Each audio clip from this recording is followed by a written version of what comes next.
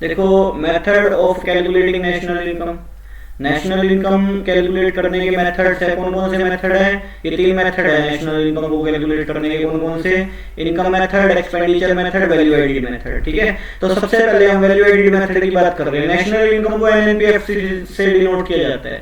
हमको ये तो पता चल गया तीसरे चैप्टर में कि नेशनल इनकम क्या होती है, डोमेस्टिक इनकम क्या होती है। अब नेशनल इनकम को कैलकुलेट करने के 3 मेथड है। 3 मेथड में सबसे पहला मेथड कौन सा है? Value added method.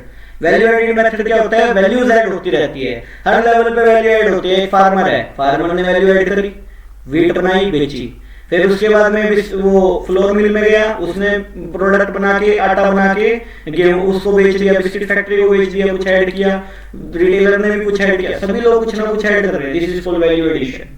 मतलब प्राइमरी, सेकेंडरी, टर्शियरी लेवल पे सभी लेवल पे कुछ ना कुछ ऐड हो रहा है। This is for value addition. Value addition बोलेंगे, वैल्यू एडिड बोलेंगे इसको।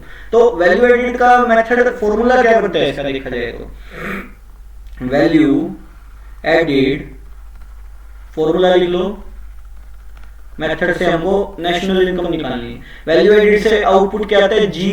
जीवीएएमपी। जीवीएएमपी बोल दो, जीडीपीएमपी बोल दो, एक ही बात है। ठीक है, इसका sale plus change in stock minus IC. जैसा कि मैंने दूसरे चैप्टर में बताया था, आईसी का मतलब होता है नॉन फैक्टरी इनपुट। आईसी मतलब जैसे इस पेन का रॉ मटेरियल लगा है, दिस इज कॉल्ड आईसी, वो आईसी है। ठीक है, IC sale plus change in stock minus IC, इसलिए क्या आ जाएगा? जीवीएमपी आ जाएगा। और जीवीएमपी को एनएनपीएफसी में बदल देंगे। एनएनपीएफसी तो होती है नेशनल इनकम, तो जी को एन में बदलूंगा तो क्या हो जाएगा?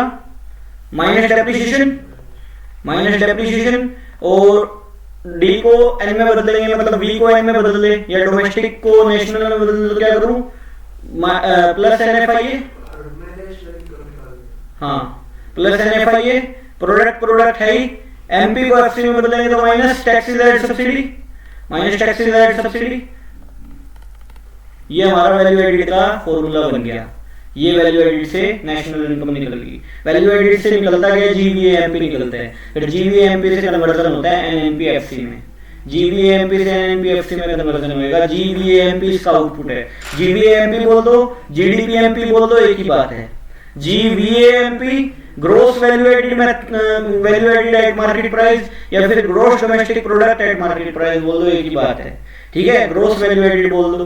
तो देखो इन दोनों को मिला के क्या बनेगा? Sale plus change in stock क्या बनता है? वैल्यू ऑफ आउटपुट बनता है। मतलब कहने का क्या, आपकी फैक्ट्री ने 100 यूनिट बनाई, 100 में से 20 नहीं बिकी, तो आपने बनाई कितनी? बनाई तो 100 है ना। कह रहा 80 की सेल हुई है, 20 यूनिट बची, मतलब क्या है? आउटपुट क्या है? वैल्यू ऑफ आउटपुट 100 है ना, बना तो 100 है ना, बिका चाहे 80 हो, बना तो 100 है ना। चेंज इन स्टॉक क्या होता है? Change in stock is equal to क्या होता है?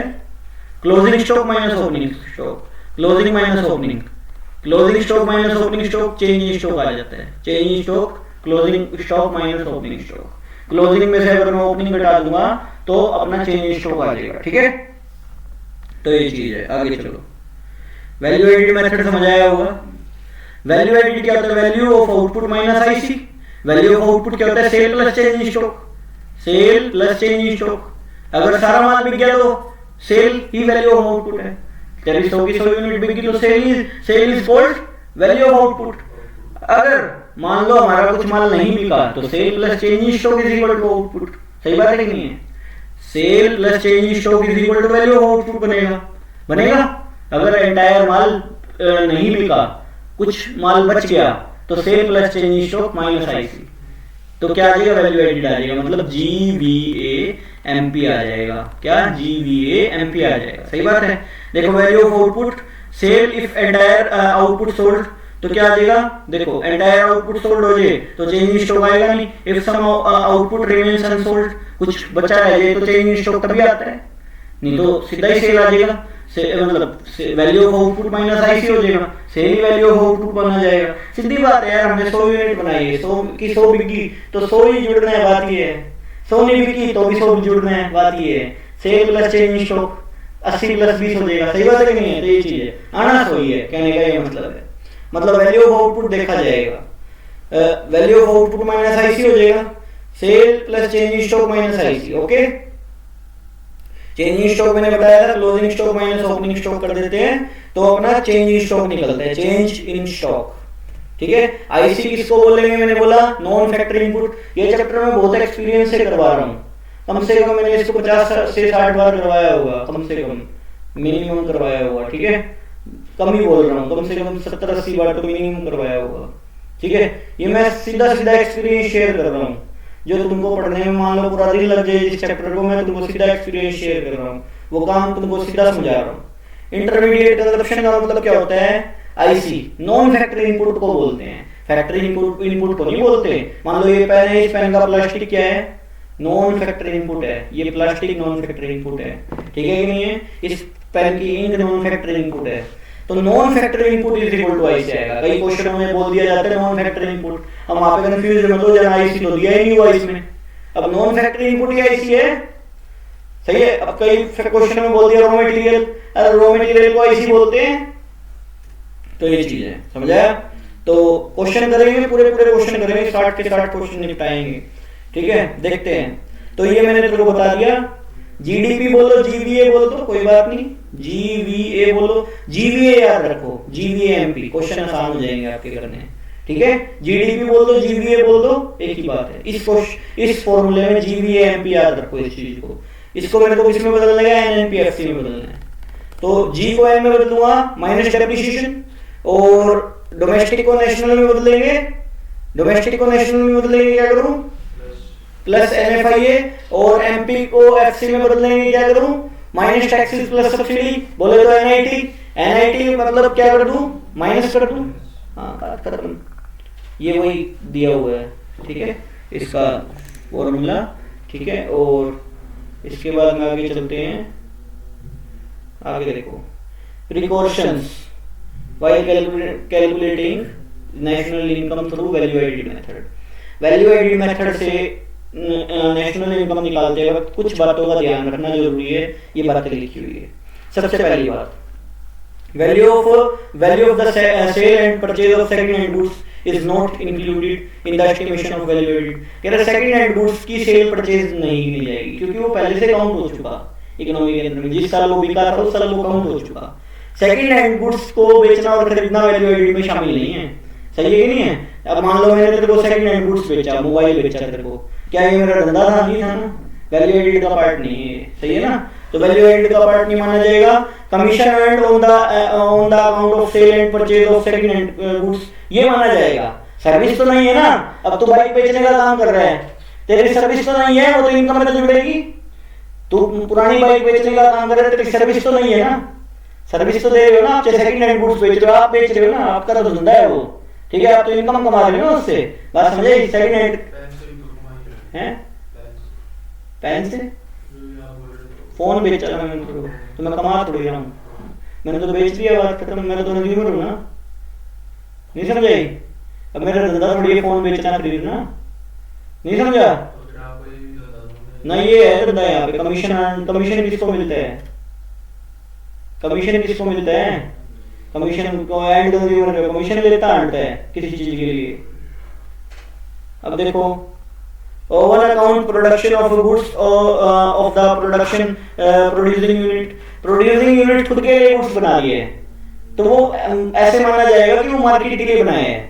अब आप ना बनाते होते तो आपको खरीद के नहीं लाना पड़ता। टाटा कार वालों ने टाटा कार बनाई है अपने एम्प्लॉइज को छोड़ने ले जाने के लिए, एक कार बिल्ड की है, उसमें ले जाना छोड़ना हो रहा है, तो जो उसकी मार्केट वैल्यू उसकी इक्विवेलेंट मानी जाएगी उसकी वैल्यू। ठीक है, तो वो बात है। Imputed value of production for self consumption, जैसे किसान है सेल्फ कंजप्शन के लिए अपने व्हीट बना रहा है खुद, तो वो भी मानी जाएगी मार्केट वैल्यू इक्विवेलेंट, मतलब वैल्यू एडेड में जुड़ेगी वो चीज, वो भी तो वैल्यू एडेड है। अगर मान लो किसान ना होता वो तो लानी पड़ती नहीं लानी पड़ती बाहर से, वो चीज है। Value of intermediate goods is not included in the estimation of value added. Intermediate goods की वैल्यू नहीं जुड़ेगी, ठीक है, आईसी की वैल्यू नहीं जुड़ेगी। Value of intermediate goods is reflected in the value of final goods, final goods में इसकी वैल्यू रिफ्लेक्ट होगी। अच्छा, इंप्यूटेड रेंट, अब मान लो मैं जिस जगह पे रह रहा हूँ उसका भी तो रेंटल वैल्यू है, चाहे मेरा खुद का है, रेंटल वैल्यू ऐड तो होगी ना वैल्यू एडेड में, एक रेंटल वैल्यू होती है हर चीज की। अब तुम्हारा खुद का घर है, मान लो रेंटल वैल्यू तो है उसकी, ऐड होगी नहीं होगी, होगी। Imputed rent on the owner occupied house is to be taken into account because all houses have rented value. सभी की rented value होती है, no matter these are self occupied or rented. तो rental value तो होती है, value added में तो जुड़ेगा ना वो भी. सर्विस फॉर सेल्फ कंजप्शन नहीं जुड़ेगी, सर्विस की कभी वैल्यू नहीं लगाई जा सकती, सर्विस फॉर सेल्फ कंजप्शन नहीं जुड़ेगी. मान लो कोई टीचर अपने बच्चे को पढ़ा रहा है, सर्विस फॉर सेल्फ कंजप्शन नहीं जुड़ेगी. समझाएंगे? सर्विस फॉर सेल्फ कंजप्शन की वैल्यू नहीं लगाई जा सकती.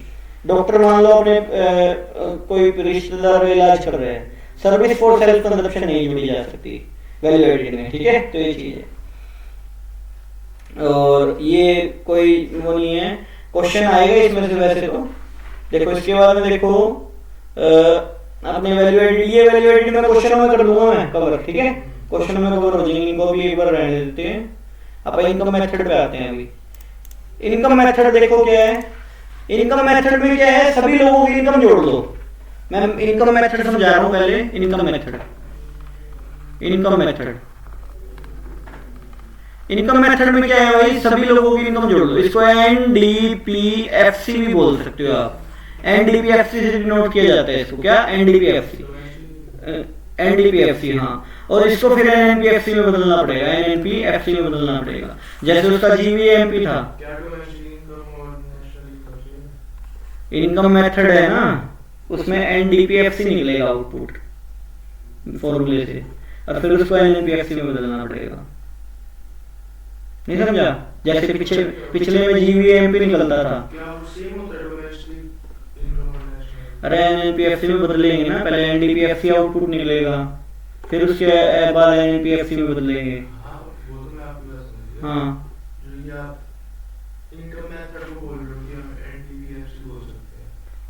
एनडीपीएफसी आउटपुट निकलेगा. मेरी बात तो सुन पूरी, समझ आ जाएगा यार, एक तो मैंने समझाया ही नहीं कुछ. देखो इनकम मेथड देखो, इनकम मेथड देखो. इनकम मेथड का इसके अंदर में 3 लोगों की इनकम जुड़ती है. 3 लोग कौन कौन से? सबसे पहले तो कंपनसेशन टू एम्प्लॉय, एम्प्लॉइज को जो मिल रहा है, शन to employ, employ compensation to employ. सबसे पहले एम्प्लॉइज को जो मिल रहा है फर्स्ट नंबर पे ये. सेकंड नंबर पे कौन आएगा? सब सेकंड नंबर पे आएगा कंपनसेशन टू एम्प्लॉय हो गया. एक तो आता है ऑपरेटिंग सरप्लस, एक आता है वो क्या बोलते हैं उसको, तीसरी इनकम किसकी होगी? Mix income. दूसरी इनकम क्या होगी? मान लो मिक्स इनकम होगी. क्या? Mix income. बताता हूँ क्या होती है मिक्स इनकम, भी बात करेंगे तीनों की. प्लस में ऑपरेटिंग सरप्लस आएगा. क्या? Operating surplus.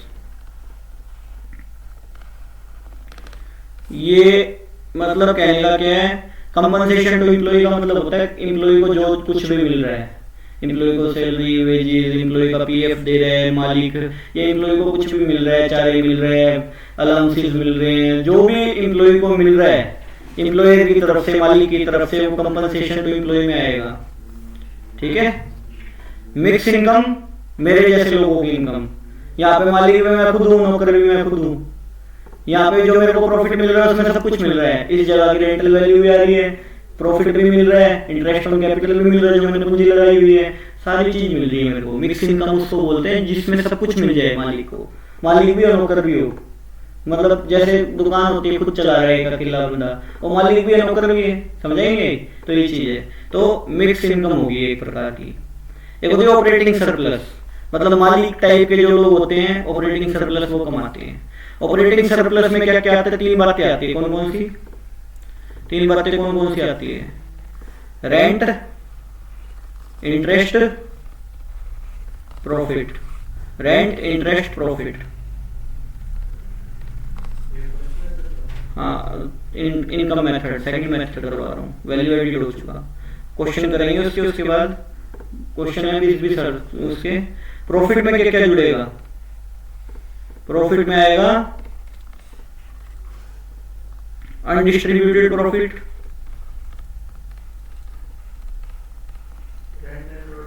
प्रॉफिट बात करेंगे, अनडिस्ट्रीब्यूटेड प्रॉफिट, डिविडेंड,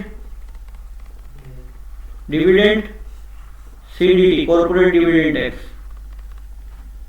रॉयल्टी अलग से जुड़ती है, royalty is another part, royalty अलग से है, रेंट, इंटरेस्ट, प्रॉफिट, रॉयल्टी अलग से है, और प्रॉफिट का पार्ट क्या क्या है, undistributed profit, dividend, corporate dividend tax, profit का पार्ट है ये।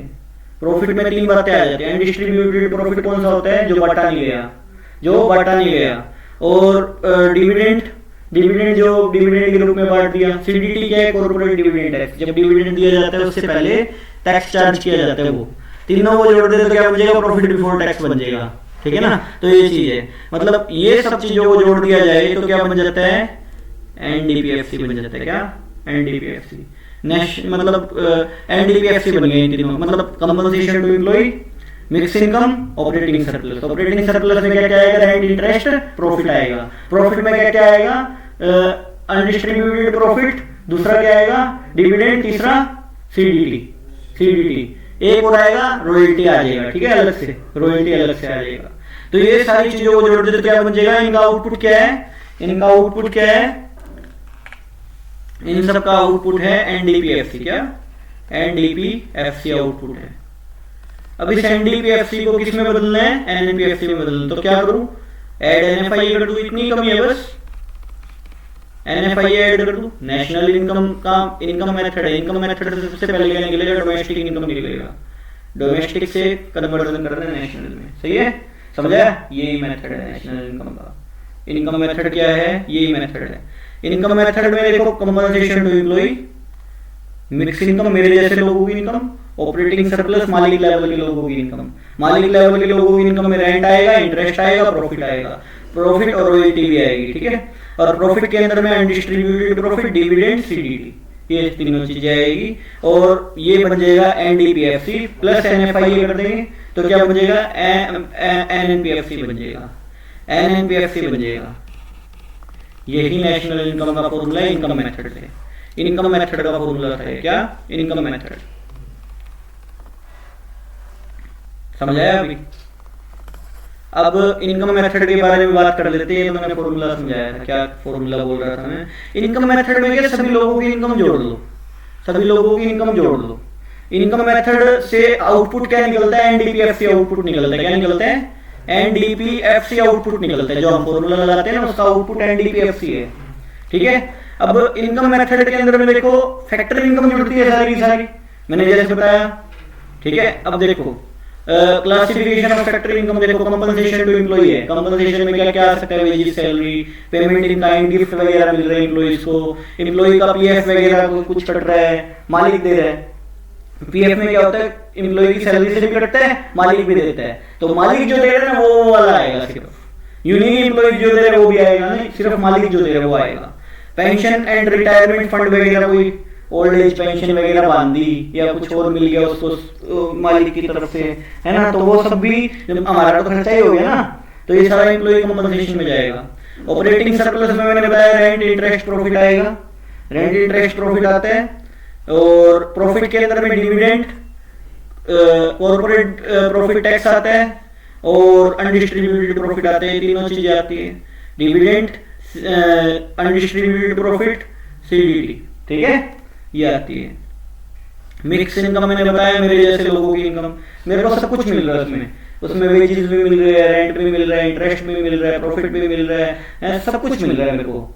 उस जो फीस में है सब कुछ मिल रहा है मेरे को, उसमें कैपिटल की का ब्याज भी मिल रहा है, उसके अंदर में हर चीज मिल रही है, उसमें सैलरी भी मिल रही है, उसमें हर चीज मिल रही है, हर चीज, ठीक है। वो मिक्स इनकम होती है। मेरी बात समझ आई, मतलब कहने का क्या है, मैं क्या कहना चाहता हूँ, मैं एक बार और एक्सप्लेन करता हूँ इस फॉर्मूले को। देखो हमारे इनकम मेथड से क्या होता था, इनकम मेथड एनडीपीएफसी निकलता था, एनडीपीएफसी निकलता था। क्या आएगा, सबसे पहले कंपनसेशन टू एम्प्लॉय, मैं शॉर्ट में लिख रहा हूँ वो भी, ठीक है। प्लस में क्या आएगा, मिक्स इनकम, प्लस में क्या आएगा, ऑपरेटिंग सरप्लस, ऑपरेटिंग सरप्लस के अंदर में क्या आएगा, रेंट, ठीक है, इंटरेस्ट, प्रॉफिट, प्रॉफिट के अंदर क्या क्या आएगा, प्रॉफिट के अंदर क्या क्या आएगा, डिविडेंड, ठीक है, salary, sorry dividend, undistributed profit, plus में CDT, ठीक है, ये आएगा। समझा? तो ये चीज है, मतलब ये समझाया होगा, ये सारी चीजें। इससे निकलेगा क्या, NDPFC प्लस क्या कर दूंगा, NFIA कर देंगे तो क्या निकल जाएगा, नेशनल इनकम निकल जाएगा। बात समझ आई होगी। अब देखो इसके बाद में देखो प्रिकॉशंस है कुछ नेशनल इनकम को निकालने के इनकम मेथड से। सबसे पहला ट्रांसफर अर्निंग कभी काउंट नहीं होगी। Transfer earning like old age pension मिली है, मतलब बुढ़ापा पेंशन वगैरह होती है, कोई स्कॉलरशिप मिली है बच्चे को, क्या वो काउंट होगी? नहीं होगी। इनकम मेथड में वही इनकम काउंट होगी जो फैक्टरी इनकम है, फालतू की इनकम काउंट नहीं होगी, ट्रांसफर इनकम काउंट नहीं होगी। इनकम फ्रॉम इलीगल एक्टिविटी, मान लो तुमने चोरी चारी की या कुछ किया, क्या वो काउंटेबल है? नहीं है, वो इनकम मेथड में काउंटेबल नहीं है। इनकम क्या किसी भी मेथड में काउंटेबल नहीं है, फैक्टरी इनकम काउंटेबल है only. Commission paid on second hand sale, second hand purchase पे अपने को कमीशन मिले, मेरा काम ये है, धंधा ये है, तो आएगी, तो आएगी। अच्छा, ब्रोकरेज वगैरह मिली है शेयर के दलालों को, ब्रोकरेज आएगी, ब्रोकरेज भी आएगी, इनकम में काउंट होएगी। Income in term of windfall gain, जैसे लॉटरी लॉटरी लगाई थी, आएगी? नहीं आएगी। विंडफॉल गेन हुए तुम्हारे को, लॉटरी लगाई थी, जीत गए, सट्टे में पैसे जीत गए और सब, तो गलत है वो चीज, नहीं आएगी, नेशनल इनकम का पार्ट नहीं है वो, ठीक है। अच्छा, imputed rent of oven occupied house, मान लो मेरा जो हाउस है वो उसकी एक रेंटल वैल्यू है, ऐड तो होगी ना वो रेंटल वैल्यू, क्या वो खरीदारी था, फ्री में थोड़ी आया था, ठीक है, वो चीज है। अच्छा, corresponding to production for self consumption, जो हम सेल्फ कंजप्शन के लिए प्रोड्यूस कर रहे हैं वो भी नेशनल इनकम का भाग माना जाएगा, बनेगा नेशनल इनकम का भाग। अच्छा, CDT भी आएगा, वही सब जो मैंने बताया था अभी, ठीक है। एम्प्लॉय को जो मिल रहा है वो सब कुछ आएगा नेशनल इनकम में, है ना, कैश में मिल रहा हो, वेजेस काइंड में मिल रही हो, चाहे कैसे मिल रही हो, आएगा। ये क्वेश्चन में कवर कर दूंगा मैं, अभी क्वेश्चन चालू करेंगे ना, क्वेश्चन में कवर कर दूंगा। Expenditure method, last method of this chapter, last method है, उसके बाद में क्वेश्चन चालू हो जाएंगे। लास्ट क्वेश्चन का कोशिश करेंगे कि 20 क्वेश्चन हम निकाल लें, कोशिश ये रहेगी कि 20 क्वेश्चन निकाल लें। एक्सपेंडिचर मेथड, हाँ तीसरा method expenditure method. Expenditure method का आउटपुट क्या है, GDP-MP, क्या एक्सपेंडिचर मेथड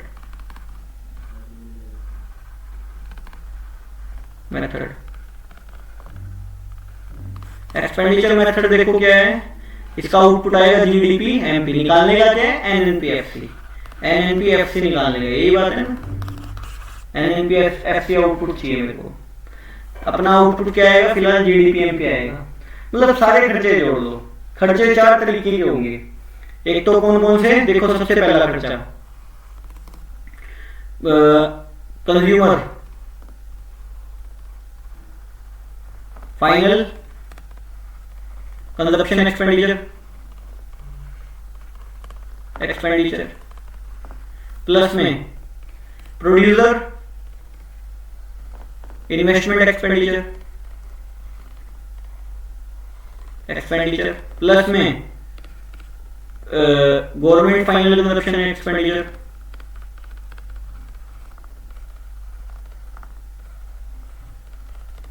एक्सपेंडिचर प्लस में नेट एक्सपोर्ट। मतलब कहेगा सभी लोग कुछ ना कुछ डिमांड कर रहे हैं इकोनॉमी से, कंज्यूमर डिमांड कर रहे हैं फाइनल गुड्स एंड सर्विसेज, पहला खर्चा ये। दूसरा प्रोड्यूसर इन्वेस्टमेंट कर रहे हैं, नहीं कर रहे, ग्रोस इन्वेस्टमेंट आएगी यहाँ पे, ये ध्यान रखना, इन्वेस्टमेंट में ग्रोस इन्वेस्टमेंट आएगी ना कि net. Gross investment will be count, depreciation भी आएगा, यस ऑफ कोर्स डेप्रिसिएशन भी आएगा। Gross investment will be counted in expenditure method, not net investment, gross investment will be counted. Gross investment आएगी ना कि नेट इन्वेस्टमेंट, ध्यान रखना। अच्छा, इसके बाद में देखो government final consumption expenditure, government भी तो फाइनली एक्सपेंडिचर कर रही है, प्लस में नेट एक्सपोर्ट, बाहर के लोग भी तो डिमांड कर रहे हैं हमारे देश से। तो ये चारों चीजों को अगर मैं जोड़ दूं तो हमारा क्या बन जाएगा, GDP-MP बन जाएगा। क्या GDP-MP बन जाएगा। अब मेरे को बदलना किसमें, NNP-FC में बदलना है। G को अगर N में बदलने तो क्या करूं, माइनस डेप्रिसिएशन, और डोमेस्टिक को नेशनल में बदलने तो क्या करूं, ऐड NFIA। MP को FC में बदलने तो क्या करूं, एमपी को एफसी में बदलना है तो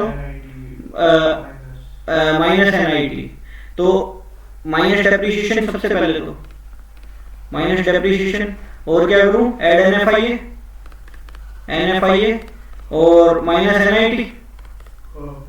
ये हमारा नेशनल इनकम का तीसरा फॉर्मूला खत्म हो गया। कौन सा तीसरा फॉर्मूला हमारा खत्म होता है, एक्सपेंडिचर मेथड। एक्सपेंडिचर मेथड की प्रिकॉशंस और देख लो, मैंने बताया प्राइवेट फाइनल कंजप्शन एक्सपेंडिचर बहुत सारे हैं, कंज्यूमर गुड्स सर्विसेज भी खरीद रहा है, गुड्स भी खरीद रहा है कंज्यूमर, ये वो बहुत सारी चीजें खरीद रहे हैं, durable, semi durable, non durable goods and services खरीद रहा है कंज्यूमर, ठीक है ना, तो वो चीज है। Government final consumption expenditure, government भी बहुत जगहों पे पैसे लगा रही, रोड बना रही, डैम बना रही, और ये बना रही, वो बना रही, पार्क बना रही है, झूले लगवाना, ये करना, वो करना, गवर्नमेंट के भी खर्चे हैं ना फाइनल कंजप्शन एक्सपेंडिचर में। इन्वेस्टमेंट एक्सपेंडिचर जो हमारा इन्वेस्टर इन्वेस्ट कर रहा है, एक तो फिक्स इन्वेस्टमेंट होती है, एक इन्वेंटरी इन्वेस्टमेंट होती है, दोनों को मिला के क्या बनेगी, मैंने पिछले चैप्टर में भी बताया था, fix investment plus inventory investment is equal to gross investment. मतलब ग्रोस इन्वेस्टमेंट इसमें ली जाएगी, नेट नहीं ली जाएगी, डेप्रिसिएशन से पहले की वैल्यू, सही है। तो ये चीज है। नेट एक्सपोर्ट जो बाहर के लोग डिमांड कर रहे हैं, नेट एक्सपोर्ट क्या होता है, इंपोर्ट मतलब export minus import. Net export मान लो 100 रुपए का माल अपने बाहर भेजा है, 50 रुपए का हुआ है, तो नेट एक्सपोर्ट कितना हो, 50 रुपए, ठीक है। नेट आमदनी हमारी कितनी है, 50, ठीक है। 50 का हमने ज्यादा माल भेजा है, तो बात समझ आई होगी। जीडीपी एमपी आउटपुट निकलेगा, जीडीपी एमपी से एनएनपीएफसी में बदलने का बताइए, अभी बताया मैंने। जी को एन में बदलना है, डेप्रिसिएशन माइनस, डोमेस्टिक को नेशनल में बदलना है, एड एनएफआई कर देंगे, ठीक है। Net factory income from abroad add कर दिया। एमपी को एफसी में बदलना है तो माइनस टैक्सेस एड सब्सिडी कर देंगे, खत्म कहानी। प्रिकॉशंस है regarding expenditure method while calculating national income, precautions है कुछ। Only final expenditure is taken into consideration. अब तुमने और खर्चे किए हैं, ट्रैक्टर लाए हो तुम, ये लाए, वो खर्चा नहीं माना जाएगा। Final expenditure is to be taken into the account to avoid error of double counting. Expenditure on second hand goods नहीं गिना जाएगा, ठीक है ना, इज नॉट इंक्लूडेड बिकॉज वो पहले से काउंट हो चुका है इकोनॉमी के अंदर में, ठीक है। अच्छा, इसके बाद expenditure on share and bonds नहीं गिना जाएगा। शेयर खरीदते तो बेचने के लिए है ना, बेचोगे ना उनको, तो फाइनली खर्चा थोड़ी कर दिया आपने उस चीज पे, मेरी बात समझ आई। बेचेंगे ना, बेचने के लिए खरीदना है, ये पेपर क्लेम है एक प्रकार का, शेयर खरीदना, डिवेंचर खरीदना, बॉन्ड्स खरीदना, तो ये इंक्लूड नहीं होएगा। अच्छा, expenditure on transfer payment by government, transfer payment पे खर्चा किया है, मतलब पेंशन वगैरह और सारी चीजें गवर्नमेंट ने खर्चा किया, गवर्नमेंट का तो खर्चा है ना ये, ठीक है। Is not included because transfer payment do not cause any value addition. अब भाई जो ट्रांसफर पेमेंट है वो इंक्लूड नहीं होगी ना लोगों की इनकम में। अब तुमको मान लो बुढ़ापा पेंशन मिली, क्या इंक्लूड होगी, नहीं होगी। स्कॉलरशिप मिली मान लो तेरे को, क्या इंक्लूड होगी, नहीं इंक्लूड होगी, ठीक है। इम्प्यूटेड वैल्यू ऑफ रेंट या expenditure of goods for self consumption include होगी, ठीक है। तो अब ये प्रिकॉशंस तो खत्म होगी, इसके बाद में अपने क्वेश्चन स्टार्ट हो जाते हैं। इसकी क्वेश्चन की अलग से पीडीएफ बनाई हुई है, करो क्वेश्चन स्टार्ट यहाँ, ठीक है।